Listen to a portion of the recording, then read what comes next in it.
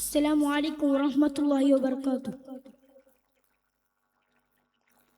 بسم الله والحمد لله والصلاة والسلام على أشرف رسول الله وعلى آله وصحبه أجمعين أما بعد.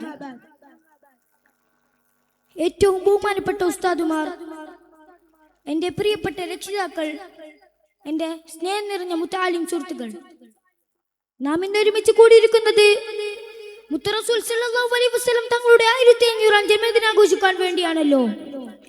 മുൻകാല നബിദിനങ്ങളിൽ നബി സല്ലല്ലാഹു അലൈഹി വസല്ലമായി സംബന്ധിച്ച കാര്യങ്ങൾ നിങ്ങളുമായി പങ്കുവെക്കാൻ നാഥൻ അനുഗ്രഹിച്ചു.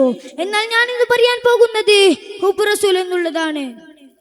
ഹുബ്ബ് റസൂൽ എന്ന് പറയുന്നത് റസൂലുള്ളാഹിക്ക് ഉമ്മത്തിനോടുള്ള പ്രണയമല്ല, മറിച്ച് ഉമ്മത്തിന് റസൂലിനോടുണ്ടാകുന്ന പ്രണയമാണ്. ഹുബ്ബ് റസൂൽ എന്ന് പറയുന്നത് ഒരു മനുഷ്യന്റെ ജീവിത സാക്ഷാത്കരണവും ജീവിത ലക്ഷ്യവുമാണ്. ഹുബ്ബ് റസൂൽ എന്ന് പറയുന്നത് അത് പൊതുവെ ഇതിൽ കാട്ടിക്കൂട്ടേണ്ടതല്ല. നമ്മൾ ഒരിക്കൽ നബി സല്ലല്ലാഹു അലൈഹി വസല്ലം തങ്ങൾ ഉമർ തങ്ങളോട് ചോദിച്ചു, ഉമറെ, നിനക്ക് ലോകത്ത് ആരെയാണ് ഏറ്റവും കൂടുതൽ ഇഷ്ടമെന്ന്? ഉമർ തങ്ങൾ സത്യസന്ധമായി മറുപടി പറഞ്ഞു, നബിയെ, എനിക്ക് എന്നെ തന്നെയാണ് ഏറ്റവും കൂടുതൽ ഇഷ്ടമെന്നും. എന്നാലും നമുക്ക് നമ്മളോട് തന്നെയല്ലേ, കുടുംബത്തിനോടും സുഹൃത്തുക്കളോടും ഒക്കെ ഇഷ്ടമുണ്ടാകും. എന്നാലും നമുക്ക് നമ്മളോട് തന്നെയല്ലേ ഇഷ്ടം. ഇതിനെയാണ് ഞാൻ എന്ന ഭാവം എന്ന് പറയുന്നത്. സ്വന്തത്തോടുള്ള ഇഷ്ടം കൂടി സ്വാർത്ഥതയോട് കൂടി ജീവിക്കുന്ന മനുഷ്യൻ ആ ഞാൻ എന്ന ഭാവം ഇല്ലാണ്ടാവണം. ഇതിനെ കുറിച്ചാണ് നബി സല്ലല്ലാഹു അലൈഹി വസല്ലം തങ്ങൾ പറഞ്ഞത്. പോരെ ഉമറേ, നീ എല്ലാത്തിനേക്കാളും എന്നെ ഇഷ്ടപ്പെടുക. കേവലം ഇഷ്ടമല്ല, അത് പ്രണയമാണ്, അതുള്ളിൽ നിന്ന് വരുന്ന വികാരമാണ്. ഈ പ്രണയത്തെ കുറിച്ചാണ് മഹാന്മാരായ സൂഫി വര്യന്മാർ പറയുന്നത്.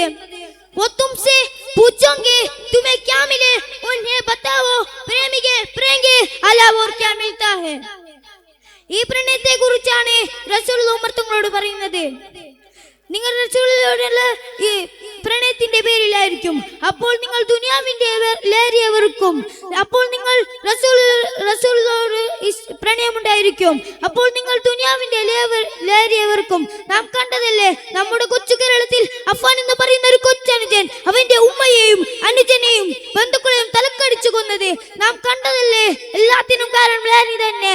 എന്താണ് ഈ പുതിയ തലമുറ ഇങ്ങനെ? അതിന് ആത്മീയ പുരോഗതിയും ഉണ്ടാവണം. അതിന് വീട്ടിൽ നിന്നുള്ള നല്ല ശിക്ഷണം മാത്രം പോരാ, യുവതലമുറക്ക് ആത്മീയ പുരോഗതിയും ഉണ്ടാവണം എന്ന് പറഞ്ഞുകൊണ്ട് എന്റെ വാക്കുകൾക്ക് വിട.